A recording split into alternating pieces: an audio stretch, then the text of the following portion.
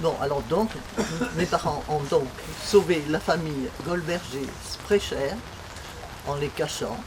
Also meine Eltern haben die Familie Goldberger, Sprecher gerettet, indem sie versteckt haben.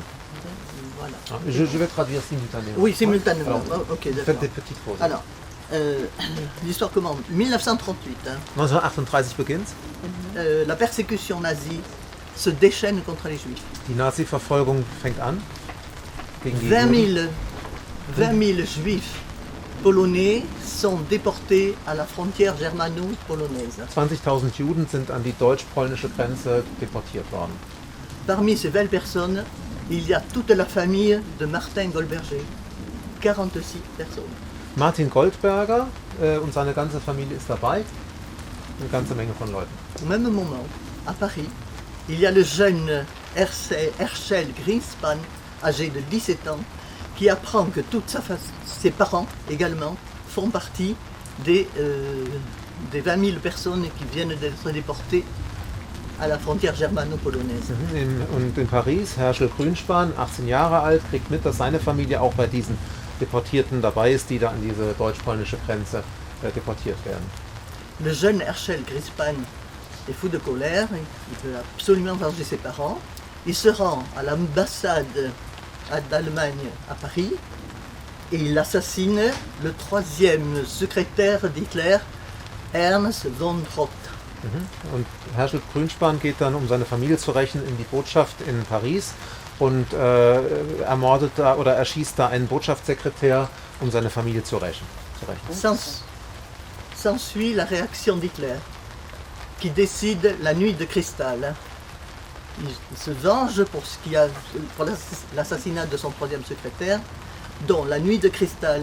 Ça veut dire que 257 synagogues sont brûlées, 3000 magasins sont brûlés et des centaines de juifs sont assassinés. Die Reaktion darauf ist, dass Hitler, weil dieser Botschaftsrat dann gestorben ist aufgrund des Attentats, Hitler will sich dann wiederum rächen und die Reaktion ist die Reichskristallnacht, die sogenannte Reichskristallnacht oder Reichspogromnacht in Deutschland, bei der dann in die Synagogen brennen, Geschäfte geplündert werden und viele Juden auch ermordet werden in Deutschland.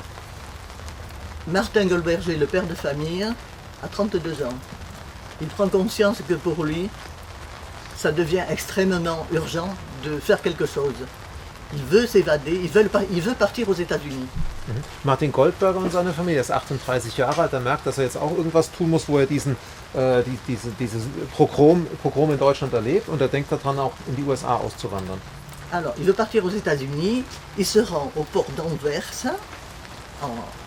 Nach Antwerpen geht er und versucht in die Vereinigten Staaten zu gelangen. Il rencontre un armateur. L'armateur lui propose effectivement de le conduire aux États-Unis, moyennant bien sûr une somme d'argent très confortable. Und er findet dort einen Reeder, der ihn dann auch da, also ein Schiffseigner, der ihn auch mit in die USA nimmt, gegen entsprechende Bezahlung. Et l'armateur décide, lui dit, vous venez tel jour à telle heure, je vous embarquerai et je vous conduis aux États-Unis. Kommen Sie dann und dann zu der und der Stunde und dann bringe ich Sie in die USA. Martin Goldberger se rend le jour dit et l'heure dite également. Seulement, c'est pas l'armateur qui l'attend, c'est la police, il a été dénoncé. Zum Zeitpunkt dann also, wo er dann kommen soll, kommt der Martin Goldberger hin, aber es ist nicht der Reeder, der ihn erwartet, nicht der Schiffseigner, sondern die Polizei. Er ist denunziert worden. Alors, il est emprisonné, il reste un an et demi en prison et finalement on finit par le libérer.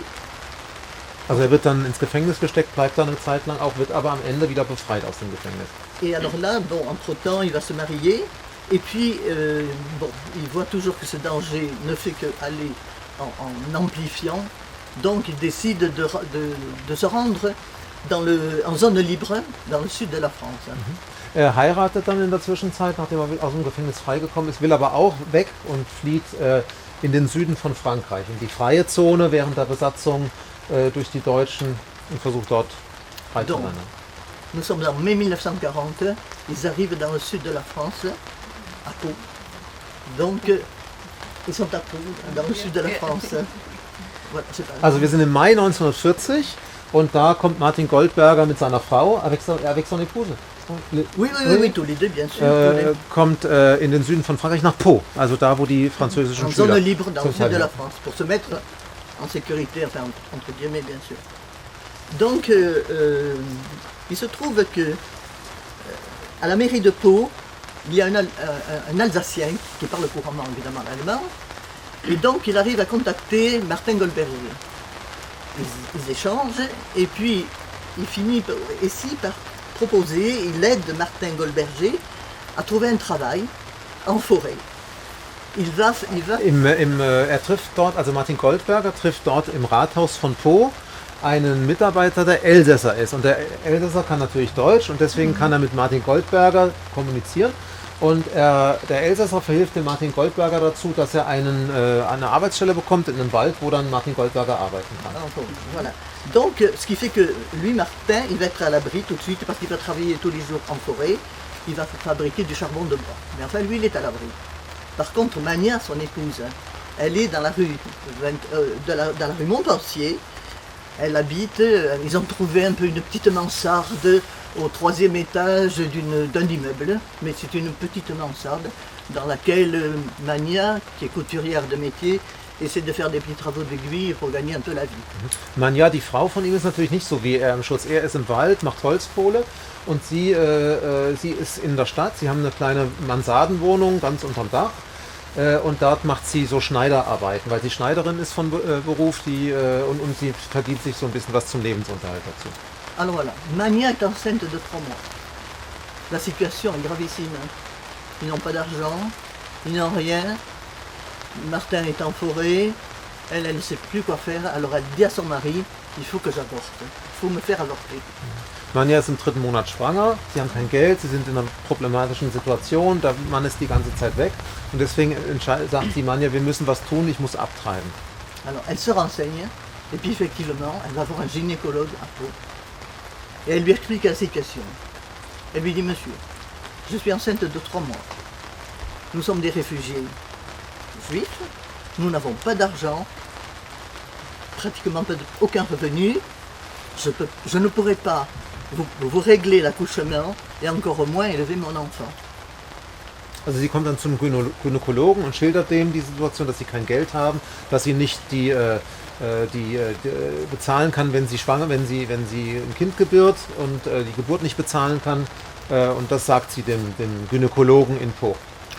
Donc le médecin lui dit, écoutez madame, pas de problème, je vais vous accoucher gratuitement et je vais faire le nécessaire pour élever l'enfant. Und der Donner le nécessaire pour élever l'enfant. Arzt sagt, es ist überhaupt kein Problem, ich behandle sie kostenlos, wenn sie ihr Kind kriegen und ich werde alles Nötige tun, damit das Kind versorgt ist, wenn es geboren ist. Donc, effectivement, la petite Suzy va venir au monde au mois de novembre 1940. November 1940, Geburt der kleinen Suzy. Voilà. Donc, ça se passe relativement bien jusqu'en août 1942. Suzy a presque 2 ans. Et il se trouve que l'Alsacien, qui travaille toujours à la mairie, vient vite voir Mania, parce que Martin est en forêt.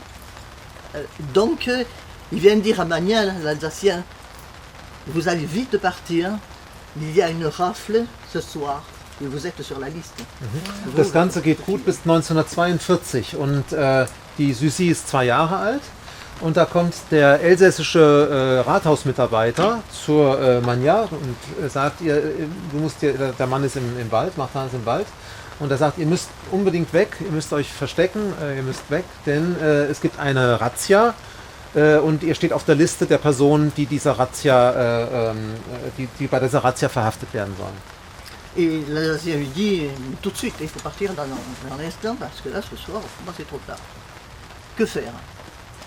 Elle prend sa petite fille, qui a presque 2 ans, elle l'entoure d'une couverture, elle descend ses 3 étages d'escalier, elle traverse la rue, elle rentre dans la brasserie qui est en face.